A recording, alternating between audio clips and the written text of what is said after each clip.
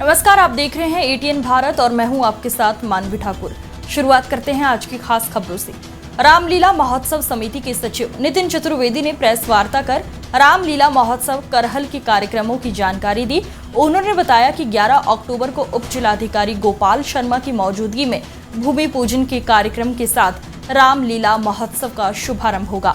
12 अक्टूबर को मोटामल मंदिर से साय 6 बजे गाजे बाजे के साथ साय शीर्ष बारात निकलेगी। 20 अक्टूबर को दर्जनों आकर्षक झांकियों और बैंड बाजे की श्री राम बारात निकलेगी। 24 अक्टूबर दशहरा पर रावण के पुतले का दहन होगा। 25 अक्टूबर को योगेंद्र यादव के आवास पर भरत मिलाप की लीला का मंचन होगा। 26 को नगर भ्रमण की कार्यक्रम का आयोजन होगा। 27 अक्टूबर को लक्ष्मी नारायण मंदिर में भगवान श्री राम का राज्याभिषेक होगा। 28 अक्टूबर को विभिन्न प्रतियोगिताओं का आयोजन किया जाएगा। 29 अक्टूबर को रामलीला महोत्सव का आधिकारिक समापन होगा।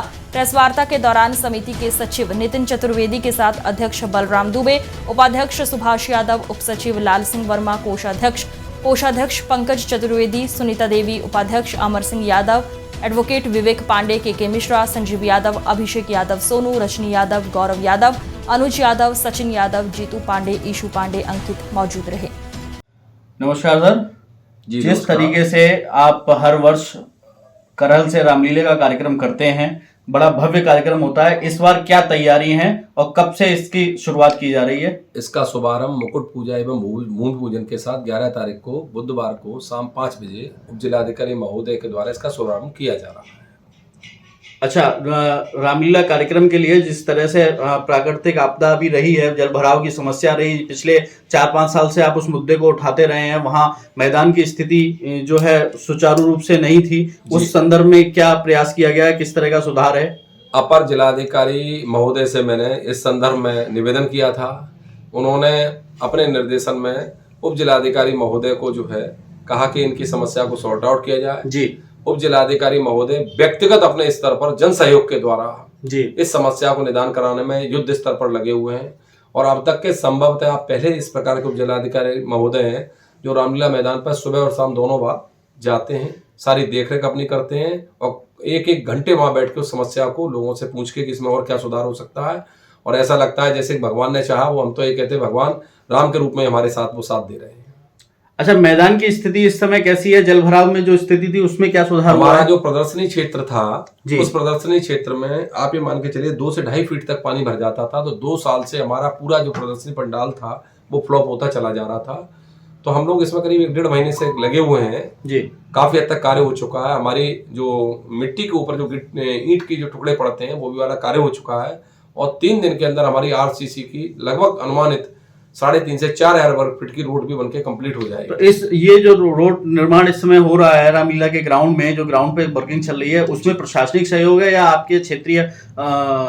ये जन सहयोग से हो रहा है। इसमें जन सहयोग है और प्रशासनिक निर्देशन में जिस तरीके की अगर हम उसे रिक्वेस्ट करते हैं कि हमको ट्रैक्टर की आवश्यकता है, ट्रैक्टर अंदर मिट्टी नहीं पहुंचा पा रहे हैं, तो उसकी वो सारा देखरेख जो हमारे उप जिलाधिकारी महोदय करते हैं, वही सारी व्यवस्था देखते हैं। अच्छा, तो कार्यक्रम का शुभारंभ किस तारीख से प्रारंभ हो जाएगा? 11 तारीख से हमारा कार्यक्रम का मुकुट पूजन से शुभारंभ है। अच्छा, 12 तारीख का क्या कार्यक्रम रहेगा? 12 तारीख हमारी शिव बारात है। अच्छा, फिर अगला कार्यक्रम क्या रहेगा? हमारा जो भव्यतम कार्यक्रम होता है जिसपे पूरी टीम वर्क होता है, जिसपे हम लोग कम से कम 2 महीने से मेहनत कर रहे हैं, वो हमारी 20 तारीख को राम बारात का आयोजन होने जा रहा है। तो राम बारात के कार्यक्रम में सुरक्षा का क्या इंतजाम किया गया है? किसी प्रकार पुलिस प्रशासन से, चूंकि मैं सबसे पहले अनुमति लेता हूं, और पुलिस प्रशासन से कप्तान साहब से भी मैंने निवेदन किया है कि एक अस्थायी पुलिस चौकी हमारे रामलीला मैदान में दी जाए और हमको अतिरिक्त सुरक्षा बल हर वर्ष मौजूद हमको उपलब्ध कराया जाता है। मुझे भी सुरक्षा गार्ड उपलब्ध कराए जाते हैं और इस बार हमारे पास कुछ झांकियां इस तरीके की आ रही हैं जो अभी मैं आपके चैनल के माध्यम से बोलना नहीं चाहता हूं, लेकिन वो इतना बड़ा आकर्षण का केंद्र होंगी कि लोग उसके पीछे बहुत दीवाने होकर काफी दूर तक उसको देखने के लिए जाएंगे। तो उसके लिए आपके चैनल के माध्यम से बोलना चाहता हूं कि पुलिस व्यवस्था कुछ अन्य झांकियों के लिए अलग से युद्ध स्तर पर की जाए, जिसकी अतिरिक्त सुरक्षा दी जाए। अच्छा, इसके बाद में अन्य कौन सा कार्यक्रम रहेगा जो विधिवत चलना है आगे? इसके बाद जो हमारा बड़ा कार्यक्रम होता है वो विजयदशमी होता है जी। विजयदशमी हम लोगों के बड़े कार्यक्रम है, जैसे हमारे भूमि पूजन बड़ा कार्यक्रम माना जाता है, उसके बाद हमारी शिव बारात होती है, फिर राम बारात होती है, फिर हमारा दशहरा वाला कार्यक्रम होता है, ये 24 तारीख को है।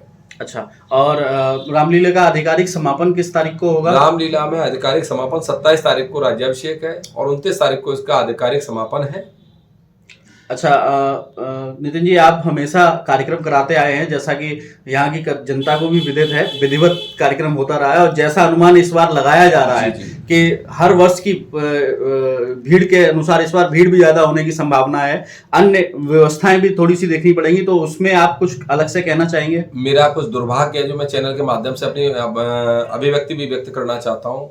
मेरे पूज्य पिताजी का स्वर्गवास 1 जनवरी को हो गया था, तो मैं थोड़ा सा इस बार डिस्टर्ब भी था, पर मैं आपको विश्वास दिलाता हूँ कि हर वर्ष मैं जो भी कार्यक्रम करता हूँ उसकी लकीर खींचने के बाद उसको मैं क्रॉस करता हूँ। इस बार के सारे कार्यक्रम मेरी पिता को समर्पित हैं। मैं दिल खोल के इसमें पैसा खर्च कर रहा हूँ, कहीं किसी प्रकार से कोई कंजूसी नहीं कर रहा हूँ।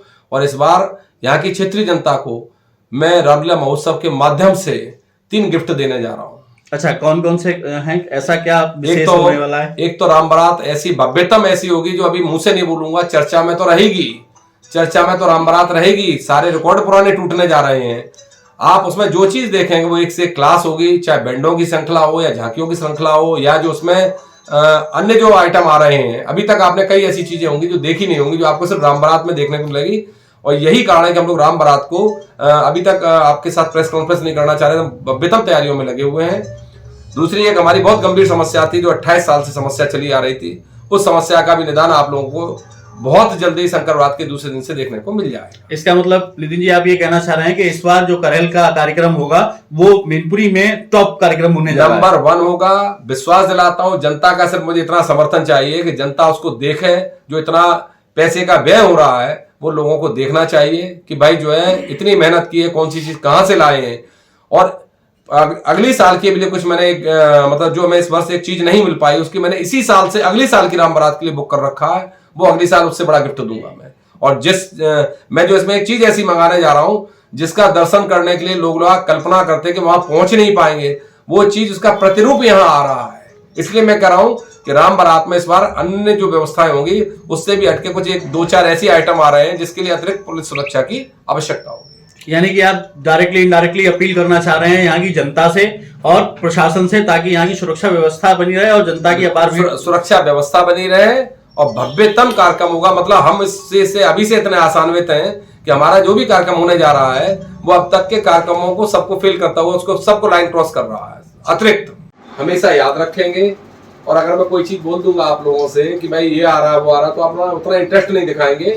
मैं क्षेत्रीय जनता से आप लोगों के चैनलों के माध्यम से बोलना चाहता हूँ कि हम लोगों ने जो मेहनत की है, पूरी टीम वर्क होता है हमारा, कभी कोई काम हम अकेले नहीं करते। हम लोग करीब 3 महीने से कार्य कर रहे हैं, उसके सारे रिकॉर्ड्स हैं मेरे पास।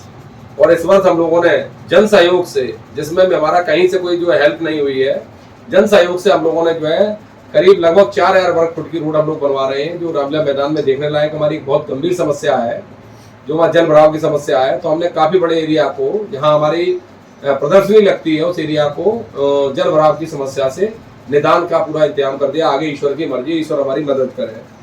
दूसरी बात, इस वर्ष मैं यहाँ के क्षेत्रीय जनता को 3 चीजों का गिफ्ट देने जा रहा हूँ जो रामलीला महोत्सव से संबंधित है। एक तो आपको गिफ्ट पता चल जाएगा 13 तारीख को शंकरवाद के दूसरे दिन, जो कि लोगों की बहुत डिमांड थी उस चीज की कि भाई ये आपकी बहुत गंभीर समस्या है। तो हम भी कई सालों से उस पर कार्य कर रहे थे। वो कार्यक्रम हमारा कन्नौज से चल रहा है, वो भी 1 महीने से उसकी तैयारी चल रही है। तो एक गिफ्ट तो हम आपको 13 तारीख को भगवान ने चाहा तो दे देंगे। दूसरा ये है कि इस बार राम बारात इतनी ऐतिहासिक होगी कि रामचंद्र जी के डोले से आगे जो चीजें लगी होंगी उनके लिए हमको बहुत ज्यादा भारी पुलिस बल की व्यवस्था करनी पड़ेगी। लोग इतना आकर्षित होंगे उन चीजों के लिए, तो वो चीजें हमको कंट्रोल करना, थोड़ा सा लोगों से अपील करते हैं कि हमारी राम बारात की तारीख 20 होगी। तो जो झांकियां उसमें आ रही हैं वो इस स्तर की झांकियां हैं कि उनको सुरक्षा देने के लिए पहले हमारा सबसे बड़ी व्यवस्था होगी। उसके लिए हमें पुलिस सुरक्षा की बहुत आवश्यकता होगी, जिसके लिए प्रशासन हमारा सहयोग कर रहा है। शिव बारात हमारी 13 तारीख को 12 को है, 11 तारीख को भूमि पूजन है। सभी क्षेत्रीय जनताओं से हम सभी लोग हाथ जोड़ के निवेदन करते हैं, आप भी अपने चैनल के माध्यम से बोलिएगा, शाम को 5 बजे बुधवार को सभी लोग सादर आमंत्रित है मुकुट पूजा एवं भूमि पूजन में रामलीला मैदान पर। कार्यक्रम का शुभारंभ किस तारीख से लेकर और किस तारीख तक इसका आधिकारिक समापन रहेगा? कार्यक्रम का शुभारंभ 11 तारीख से हो रहा है, इसका आधिकारिक समापन 29 अक्टूबर को होगा। आज की खबरों में बस इतना ही। देखते रहिए ATN भारत। नमस्कार।